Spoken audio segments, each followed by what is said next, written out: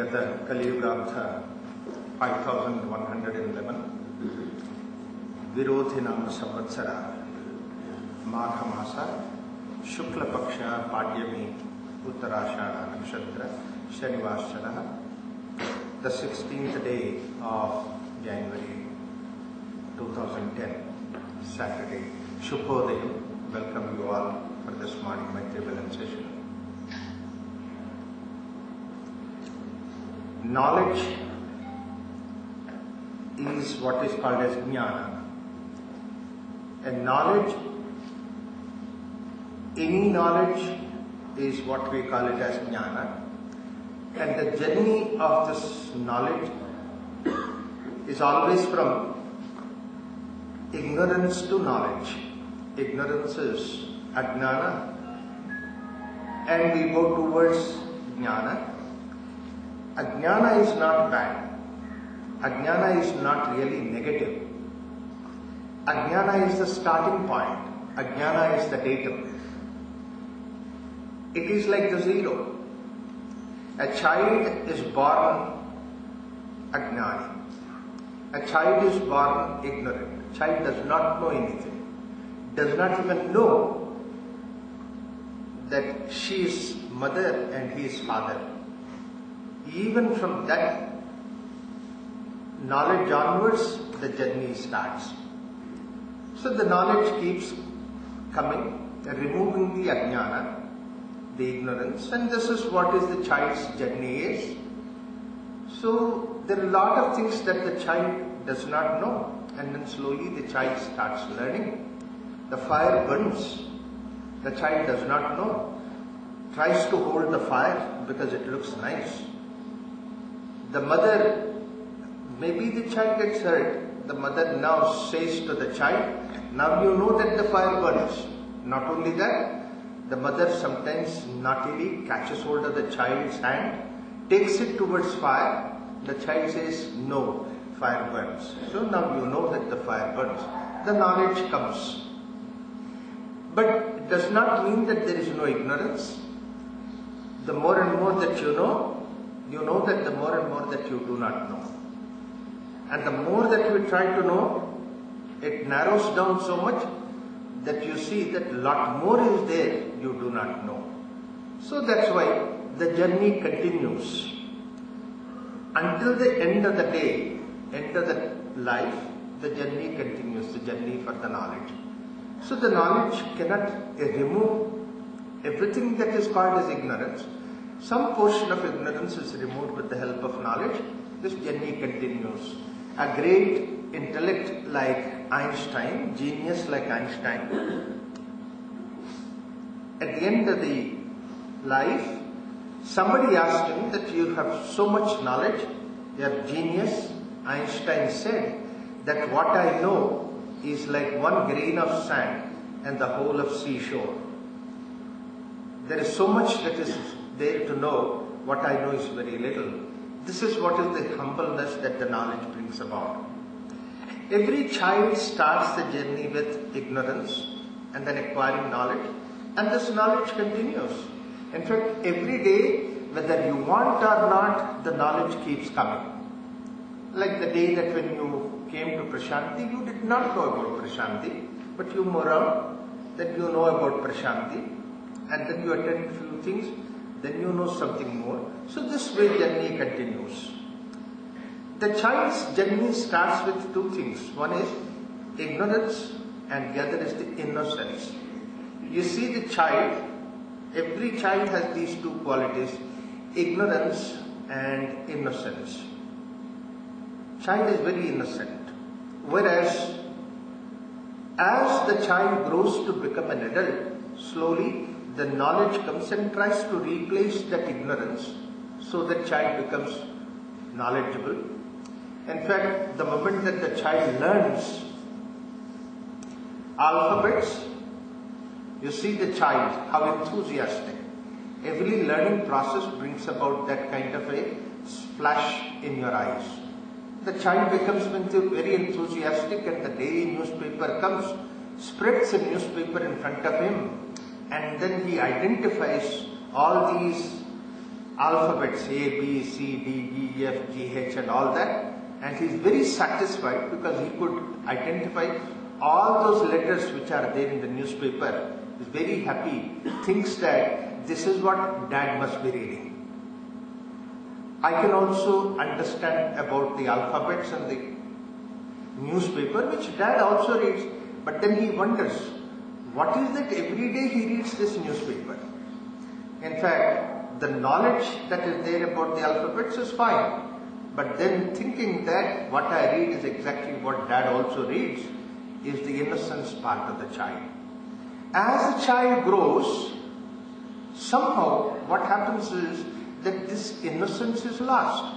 Actually, there is no reason why this innocence should be lost. The beauty of the child is not because the child is ignorant.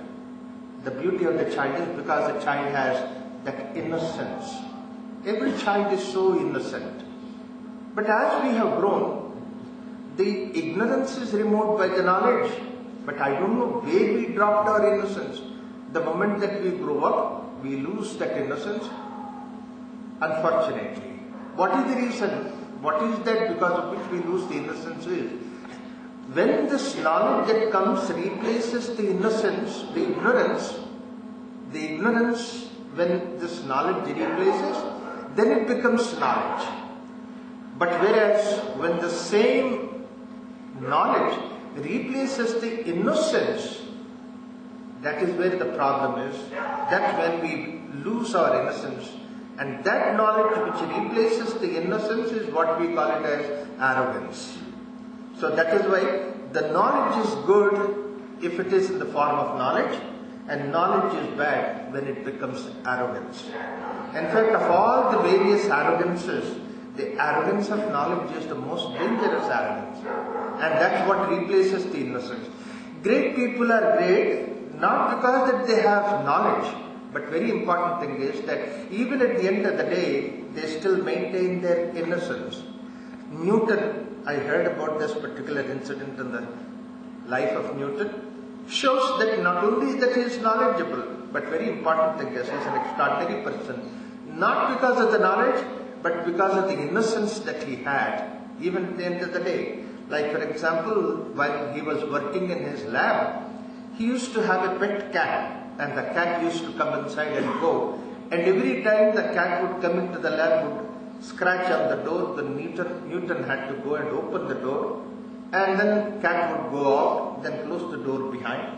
He had to do that a number of times a day. He was getting disturbed. He's after all a genius. He has a lot of knowledge. So naturally, he thought about providing a kind of a opening in the door which can be opened and closed from both inside and out, and even a cat can do it. A small little hole he made with a shutter so that the cat could go in and come out. He was genius. He could create a door like that, a shutter like that, and it was going on. After about a couple of years, the cat laid 4 kittens, and Newton made 4 more holes by the side of it. That was his innocence. Making that door is his knowledge, but making 4 more doors. In fact, even the little kitten was coming and going out through the same hole which the big cat was using. But then look at his innocence that he made 4 more holes. What is that innocence that you think about? In the simple day-to-day life, you can see in the children this kind of an innocence. One day I was taking rest in the house and I was not in the mood to see anybody. That was a festival day. And I was sleeping in the afternoon. Somebody comes at the door. And then my son, little fellow, he came and said, "Papa, somebody has come to see you." I was not in the mood to see anybody. I said, "Go and tell him Papa is not home." He went there and said, "Papa says he is not home." Very simple. You see, the innocence is higher than the truth. Simple truth, what we know, is something which has the pace of opposite, untruth and truth. And the child's truth is beyond the level of truth. The innocence is beyond the level of truth. And that's what is basically what we really require. That's what is the spiritual nature of all of us. And we are born with that. We are very rich with that. And the day that we lose that innocence, then the misery starts. So the whole knowledge is something which we acquire in this world. Let me say a few things about this particular knowledge. One way that we develop this knowledge is by trying to decipher, separate, and then try to understand. That's how we get the knowledge. Like for example, the whole matter that was there, we did not understand about this matter, we did not understand about the properties of the matter until we divided them into three different aspects of it. Like for example, these are the matters which are at the normal temperature and pressure under normal conditions. These are solids, and these are the matter which are supposed to be liquids, and these are the matter which is supposed to be gases. So like that we divided. Similarly, we divided the universe that is there in the form of this is earth and this is moon, these are planets, these are stars. Like that we divided. By dividing them, we understand their qualities, we can put them together, group them together, and the knowledge grows. So the knowledge, the way that the knowledge grows is by dividing them. But in the nature itself, there is no question of a division. In the nature itself, there is no question of a division. Like the way that when you go onto the top into the sky and see the earth, earth looks like one mass. If you go maybe further ahead, then you can see that the earth and with its moon around looks like one small little thing. And that's what you see in the star in the sky. What you see is a form of a small little bright dot is nothing but a sun which has several planets around it and several subplanets and all those things may be there. But only thing is that everything is just like one unit, and that's what is the reality. The reality is indivisible. Reality is something which is not divided. Only thing is, for the sake of understanding, we make that division. When we make that division, there is nothing like this is good, this is bad, this is better than this is less better than that. There is nothing like that. The same way, whatever the knowledge that we acquire about the modern world, modern science, about the outside world, like the way that we divided into solids, liquids, gases, we divided that this is cold, this is hot. Like that we divided in the world outside. That Indian philosophy tried to understand and try to benefit by that is by dividing the inside. Actually inside also there is no division. Like for example, here itself we have the Annamaya Kosha, here itself is Pranamaya Kosha, Manomaya Kosha, Vijnanamaya Kosha. There are nothing like watertight compartments, there are nothing like onion peels. There is nothing like one is above, one is below. There is nothing like one is outside, one is inside. It's all here. This is what the Upanishad says. The Upanishad which talks about these Panchakosha, Annamaya, Pranamaya, Manomaya, Vijnanamaya, Anandamaya Koshas, the very same Upanishad says, Tenaisha Purnaha. It's all here only. That means to say, what you call it as a foot, it is not just physical personality, but even your mind, intellect, everything is there. In the foot also. It is not like the way that the modern science concept that intellect is only in the brain. No, it has its tentacles throughout the body. You want to find out, you just go outside and see that the slippers might look alike, your slippers like somebody's slippers, and then you wear those slippers. Eyes will not say to you that they are not your slippers, but your feet feel that they are not your slippers. You missed.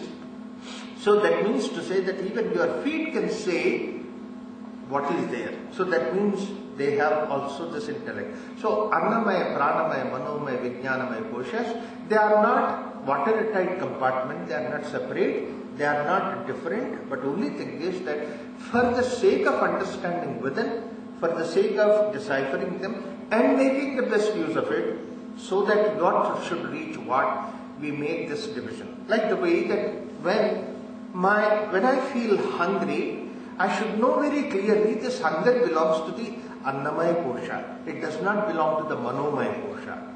If I can apply it that way, then I am rightfully handling this division. Otherwise, if I don't make use of that, then in spite of the fact that I divide Annamaya, Pranamaya, Manomaya, Vijnanamaya Kosha, I by heart, I memorize all those mantras that are involved in that, and I do everyday ritual where all these things are involved. But yet if I cannot within myself decipher whether my hunger is coming from my mind or whether my hunger is coming from my body, that means to say I am ignorant. Because many times the hunger comes from the mind. Like in Prashanti or a festival day, that we have a very special meal, puri, this, that, in the morning, some biryani kind of a thing, some vegetable bath, all those things, and you eat sumptuously, fully, and in fact the server will come and try to serve one more puri. You say, no more please, and that person generously would like to offer you, have one more. He says, no more. Meanwhile, the organizers come and announce, today is a festival, evening we have a special evening session, that is a happy assembly, and then there's some visiting group of dancers are presenting. So because of that, we don't have any dinner program tonight. So far you don't have any place in your stomach, but the moment that announcement comes, you start feeling hungry. That hunger does not belong to body. The hunger belongs to the mind. Oh my God, if I don't have food in the night, what am I going to do? Alright, let me have one more puri. You see, this hunger belongs to the Vijnanam Anand Manomaya Kosha. So this is how basically we need to understand whether what is the demand that is there from the Annamaya Kosha, Pranamaya, Manomaya, Vijnanamaya Kosha, and apply it. That's what is the real principle. A person who knows very clearly that is Anandamaya Kosha, like a great saint like Shankaracharya, also when he feels hungry, he would go and eat food, because he knows that Annamaya Kosha is hungry and the food belongs to Annamaya Kosha, then he gives that. Similarly, when he feels tired, he cannot walk anymore, he will go and take rest, because the rest belongs to that whole body, prana, that he would like to give that, he will be able to give that. This way that we have all these personalities within, it is divided so that we can get the advantage of it. Otherwise, there is no question of one separate from the other like onion peel. One is superior, one is inferior. It is not like that. The same way that we have these three things like the inner world and interaction with the outer world is divided in the Indian philosophy in the form of three different gunas. Now again, these three gunas are not watertight compartments. There is no hierarchy in these gunas, but each one belongs to one particular guna. It is just to understand, to see that how we can apply the in reality. That's why it has been divided. Like the simple thing is that if you take a plant, the plant has these three components in the plant. But otherwise, when you take the plant is only one unit. But then for our understanding, we divide it, that these are the roots of the plant, the one that goes into the earth, and then these are the simple stem in between, or the trunk of the tree, and then the flowers and the foliage on the top. So these are the three different aspects that are there in the plant. When the moment we say that the trunk of the tree, that you understand what you mean. The moment that you say that it is the roots of the plant, you know what you mean. Same way the flowers and the foliage. But actually in the plant there is nothing like a division between these three. But for our understanding we made these three divisions. And the roots are called as tamas, the trunk is called as rajas, and the flowers and the foliage is called as sattva. The roots are always under the ground, in the darkness. In fact, you expose them to sunlight, they will die. So that's why it is, the roots are tamas. Not only the roots are tamas, the darkness is also tamas. And the roots are fed by the putrefied food that is there. That means to say, all that silt that is formed inside the ground, and that is what is the feed for the fruits. So whatever that is putrefied and degenerated kind of food is supposed to be tamasic food, because the roots feed on that. Tamas, roots are tamas, that putrefied food is tamas, so feed the roots with that particular kind of food. That's what is the idea of understanding these things as tamas. Whereas the central portion, that's what is the trunk portion, is the one which holds the tree together, the roots and the foliage and everything together. And it is the trunk where continuously the sap will be moving from top to bottom. It holds it tight. So the middle portion, that is what is rajas. Rajas is something which is trying to protect. Rajas is something which is constantly doing an activity. and all those qualities which are of that particular nature are supposed to be rajas. And sattva is like the flowers and the foliage. Sattva has wonderful colors. Sattva is in the free air outside, and that is what is basically the freedom outside in the air is called as the sattva guna, and the food that it feeds on that freedom is what is called as sattvic food. And the flowers and the foliage where there are nice wonderful colors and shining and all that, that's what is sattva. So this is how essentially that in a plant you can see all these three gunas existing. In the nature also we have all these three gunas existing. And look at a simple human being. A human being also has these three qualities. His feet constantly tied in the boots, walk on the floor, and then carrying the weight of the body, and then you run, you do all kinds of things with the feet, and this is what is tamas. And the middle portion of the body, which is supposed to be the stomach, chest, where the circulation goes on, respiration goes on. Even when you take rest, you sleep, legs take rest, your head takes rest, but stomach is something which is constantly functioning, heart is something which is constantly functioning. If the respiration does not go on for a minute, you will die, you will not exist. So this aspect of our human body is rajas. Similarly, head is the portion where you see, you hear, you think, you memorize, you analyze, all these things, activities that are going on the head. The head is supposed to be sattva, and all these activities are supposed to be sattva. Unfortunately, what happened in the tradition, that they have put a hierarchy between these three things. Sattva, rajas, tamas. Tamas is bad, tamas is horrible. Unfortunately, the most abused aspect is this tamas, that is what I feel. In the sense that, in a plant, you don't want a tamas, that means to say, you cut off the roots. What will happen to the plant? The plant will not survive for one day. Same way that you say that tamas is not necessary, cut off your legs. No, you need your legs. You need to work. Same way in the nature also. Tamas is that which is gravity. Tamas is which is hard. The solid is supposed to be tamas. Rajas is the liquid. Unless until something is in the form of liquid, it will not flow. The liquid quality has that rajasic quality which has constant flowing. Whereas gas is something which is free outside. That's what is sattva. It is not that in the nature that they are separate, but for our understanding we made them separate. So all these three aspects that are there in the nature, all these three aspects that are there in the plant, the same way these three aspects are also there within you.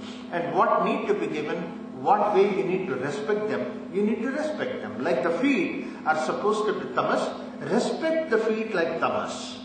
Don't think that the feet are something, no. I like everything to be sattva. My feet also should be sattva. Everything has to be provided equal opportunity. So naturally, let my leg will be on the top for a while, head will be down. Let the head also carry the weight of my body. Let the head also do the work that feet are doing sometimes. If you do that, that means to say you have not understood them properly. Already you can do the headstand pose for a while, does not mean that your feet start thinking. In the nature also, the same way that you cannot put the plant upside down, you might say that sometimes the roots also should have the sunlight. Sometimes even the flowers and foliage also should be in the soil, like the way that the roots are there. You put the plant upside down, the plant will not survive. Or the same way that, look, my tulsi plant is supposed to be a sattvic plant, and then my sattvic plant will only have sattvic food. So you put at the roots of the tulsi plant your nice wonderful payasam, and then all the sweets like kesari, pak and all that. Poor fellow will die. The plant will not survive. If the roots are supposed to be tamas, you give tamasic food even though the plant is supposed to be the tulsi plant. So that's how need to understand what is what and need to provide what requires.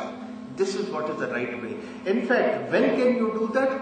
When you really respect tamas as tamas. Don't respect tamas as something which is sattva. Respect rajas as rajas.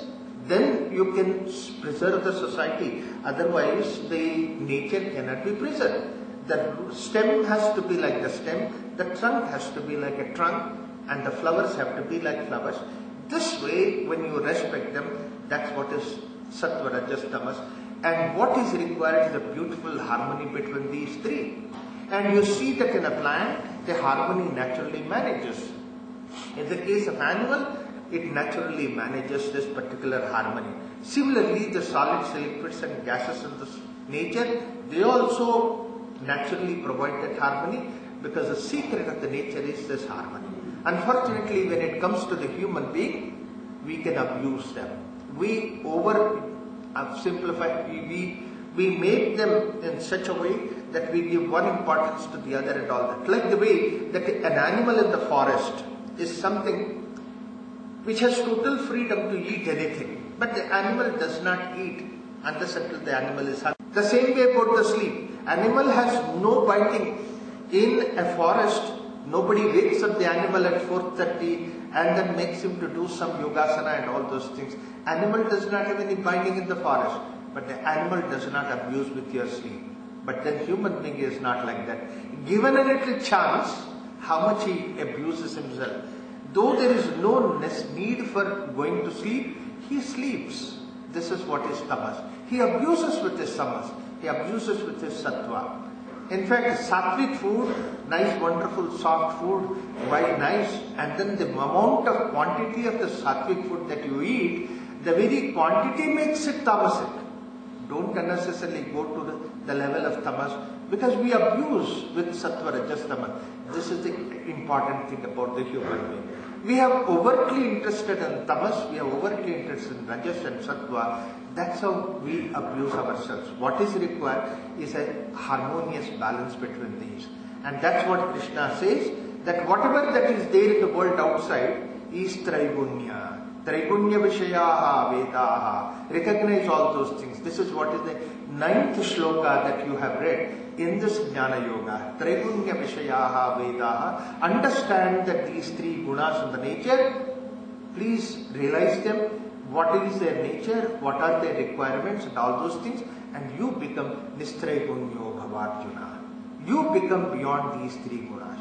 Understanding, analysis of these three gunas is to see that how I can put these gunas together and myself go beyond these three gunas. That means I don't have any attachment with sattva, rajas, tamas, but I am beyond these three gunas. If I have an attachment with these three gunas, unfortunately, what happens is, a situation requires you to take a sattvic activity.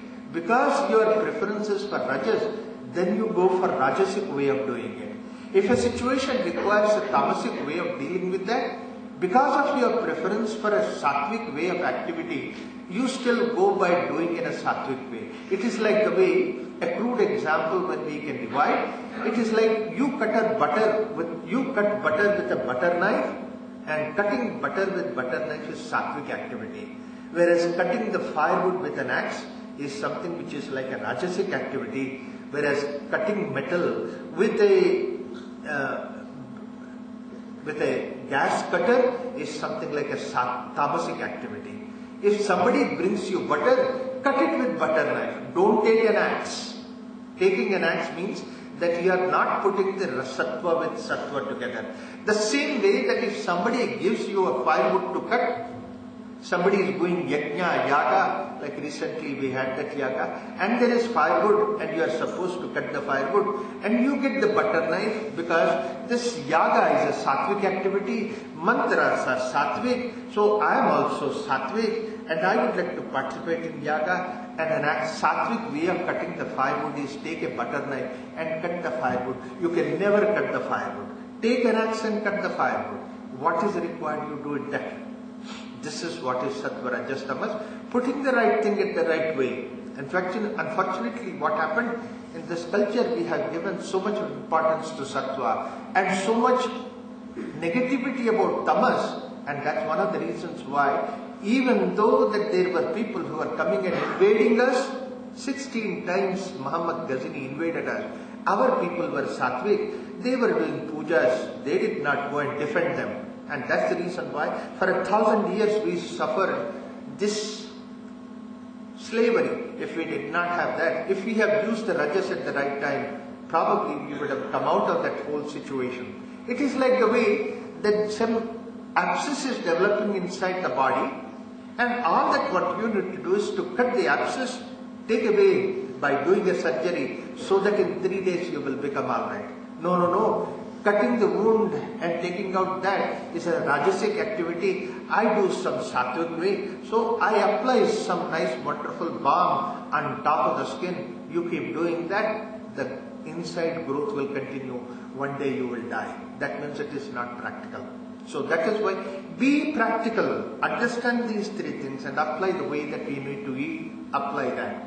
Only one case where you can see that Sattva, Rajas, Tamas has a hierarchy, has one after the other. That is, whenever you would like to bring about a change, start with Sattva. Like somebody is sleeping, you want to wake him up. Use the Sattvic method. Use the simple method of just gently trying to wake him up. But if he does not wake up, then you go to the Rajasic. And Rajasic way is you shake him up. But then even that does not function. Then you go in Tamasic way. Then only you apply Tamas. Right from the beginning, don't apply Tamas. When I was studying as an engineering college, a friend came to me, brought his alarm timepiece and said, Raghuram, wake me up at 6 o'clock in the morning. I said, 6 o'clock in the morning? Waking up, the whole hostel wakes up. And you have alarm timepiece. You put the alarm and wake up. In fact, even if you ask me to wake up in the middle of the night at 2 o'clock or 3 o'clock, you don't have to give me alarm timepiece. Inside alarm is there for me. We all have inside clock. And that clock says that it is 2 o'clock. I wake up. And I wake you up. I can go back to sleep. It is not difficult for me. You have alarm timepiece. Why don't you wake up? He said, Raghuram, the story is different with you and with me.